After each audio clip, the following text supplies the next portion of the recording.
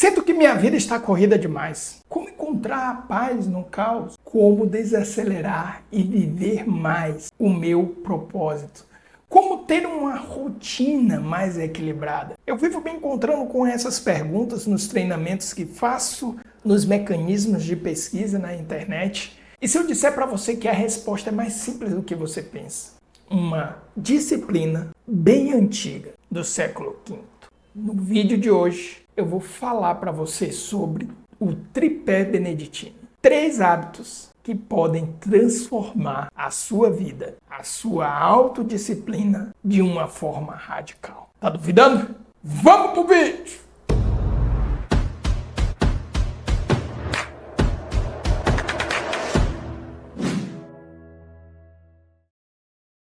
Fala, gente linda, seja bem-vinda à nossa live. Então, nós já vamos entrar aqui na primeira parte da nossa live. Deixa eu puxar aqui, ó. Parte 1, Caminho Beneditino, encontrando a paz num mundo acelerado. Então, nós vamos trazer aqui o que eu poderia dizer assim, o pensamento, né, de São Bento, que levou, inclusive, ele a fundar a Ordem Beneditina, que foi fundamental para a história do Ocidente, tá certo? A Europa, ele é considerado o padroeiro da Europa e podemos dizer também, em grande parte, o Ocidente, a própria América em si. Né? Então, você pega aqui o Brasil, dificilmente você tem uma cidade que não tem um mosteiro. Tá? E o mosteiro ele ocupa um espaço importante na história dessas cidades. Acontece assim em Salvador, São Paulo, Rio e por aí vai, tá? Então, vamos pegar aqui já algumas observações que eu trouxe para vocês. Uma delas está relacionada ao caos da vida moderna, vazio de produtividade sem propósito. Essas daqui são as palavras que aparecem no YouTube. Sinto que minha vida está corrida demais. Como encontrar a paz no caos? Como desacelerar e viver com mais propósito? Como ter uma rotina que me traga equilíbrio? Produtividade me deixa exausto. Me sinto vazio, mesmo realizando muito. Quero voltar a ter conexão comigo mesmo. Como viver com mais presença e menos cobrança? Isso tudo são dúvidas, questões que a sociedade em que nós vivemos nos impõe. Isso é jogado sobre nós. E existe uma busca profunda por respostas, de como responder exatamente a esses desafios. E é aqui que vem, eu vou dar um pouco da minha impressão sobre isso. Eu sou uma pessoa, vocês sabem, já há muitos anos dedicado na dimensão do desenvolvimento humano. A princípio porque eu comecei a trabalhar lá atrás com recuperação de dependentes químicos, depois eu tive um intervalo nisso, que eu trabalhava mais voltado no ambiente corporativo para a área de vendas, a área comercial.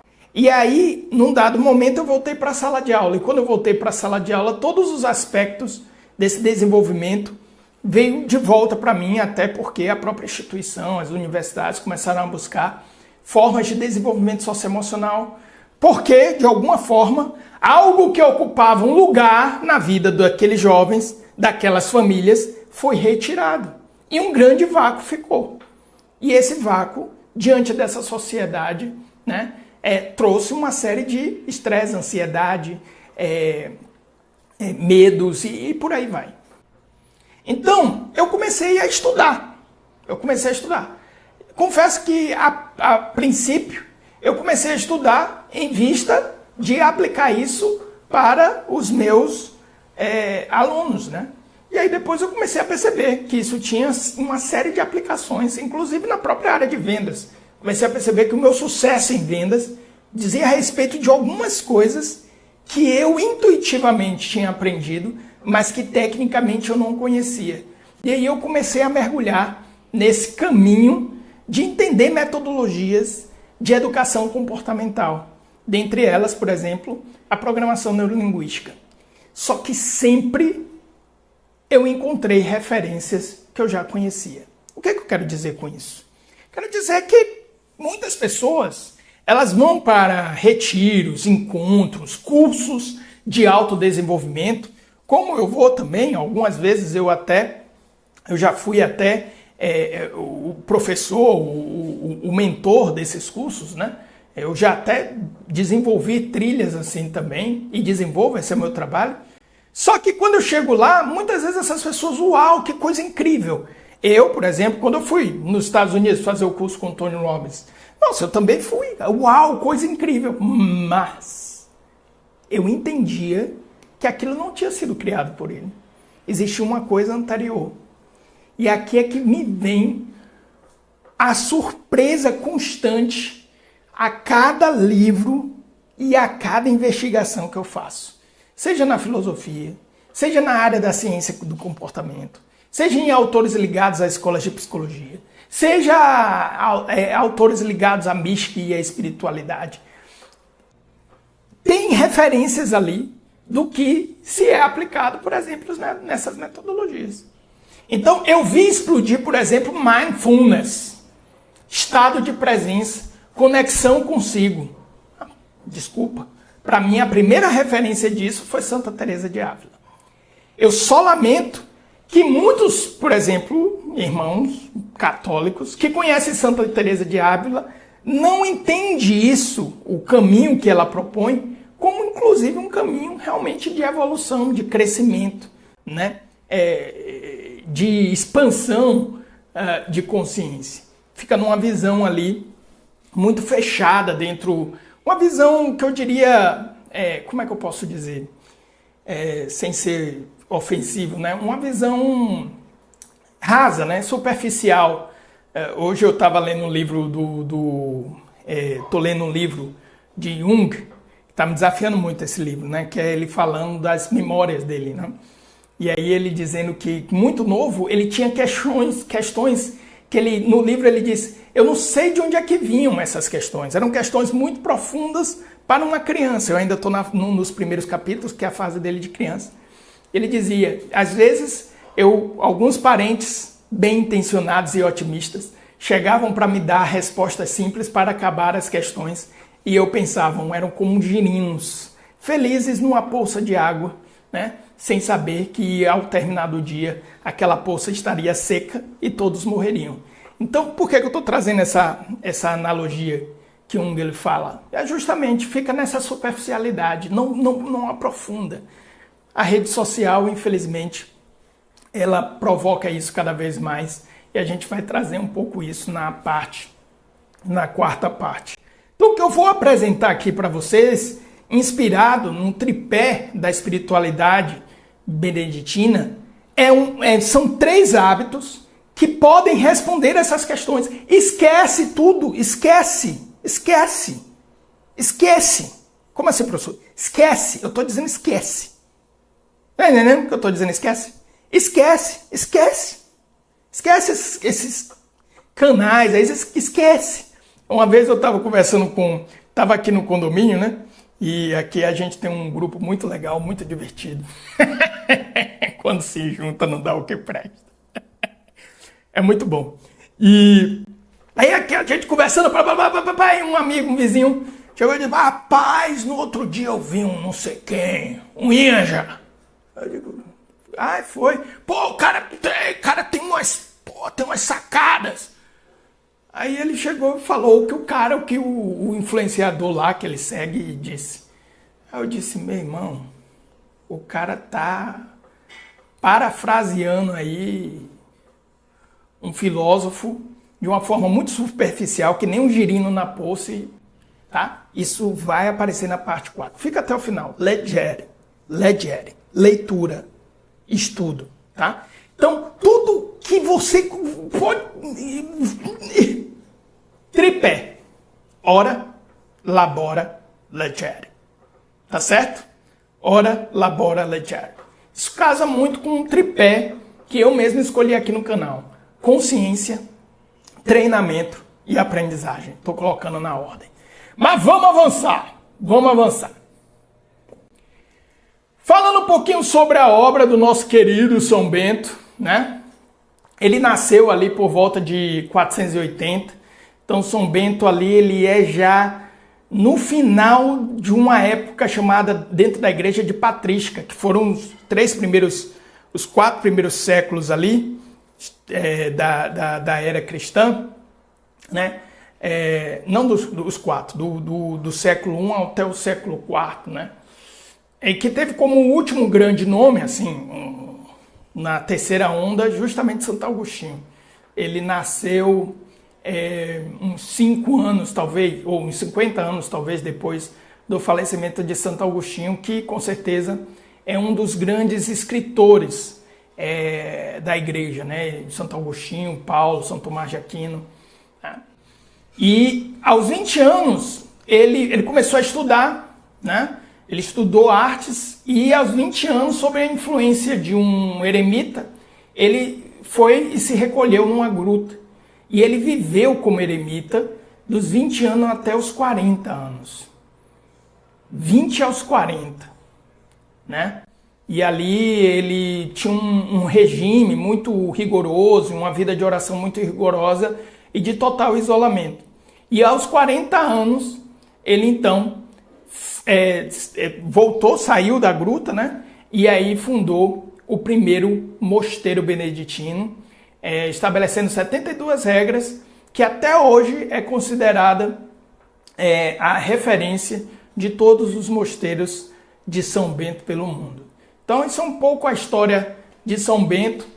Os mosteiros, eles logo se tornaram uma grande referência, não só espiritual, mas uma grande referência também cultural, né?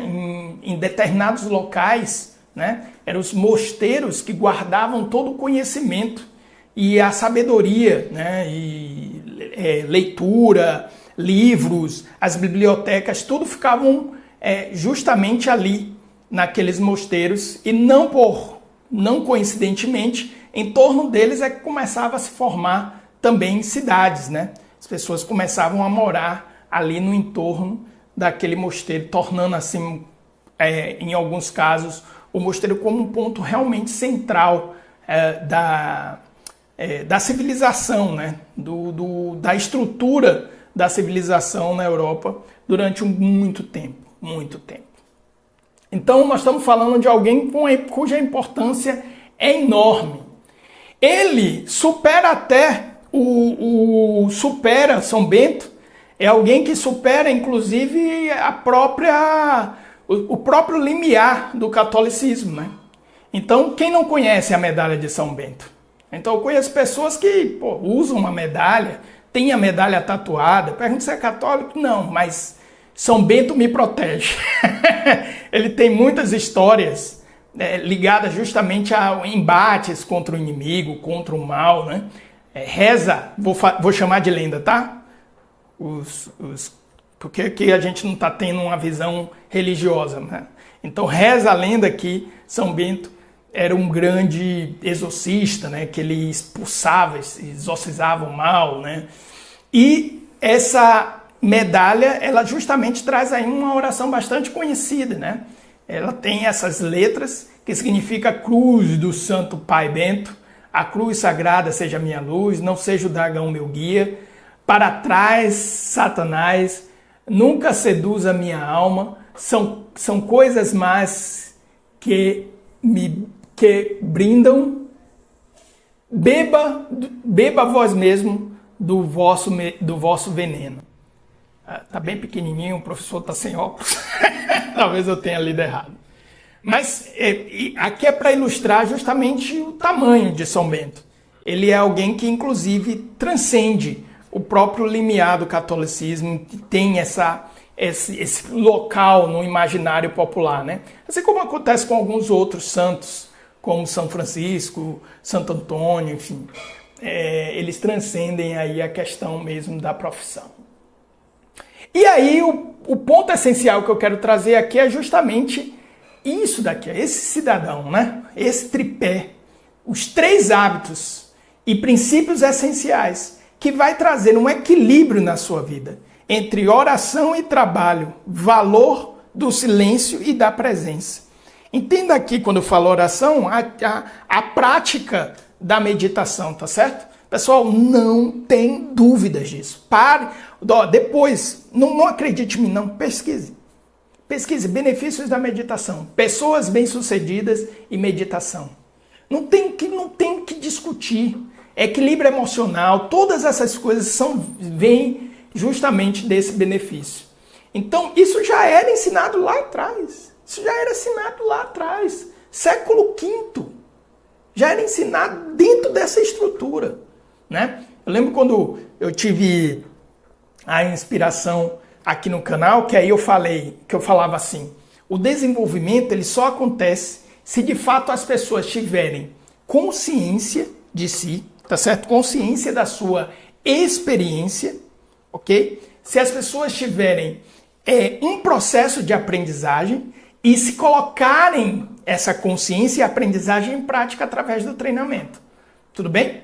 E eu já conhecia o Ora et Labora. Depois fui convidado para um projeto e aí eu comecei a pesquisar Ora et Labora e tal, et Legere. Quer dizer, o tripé já estava lá. O tripé já estava lá. Ele já está presente. Isso não é uma exclusividade. Também não é uma autoria exclusiva. O São Bento ele apresenta dessa forma. Pode esquecer São, pode esquecer Bento, pode esquecer... meu irmão, coloca o nome que você quiser aí, eu não estou nem aí para isso. Só presta atenção aqui, ó. Consciência, aprendizagem, treinamento.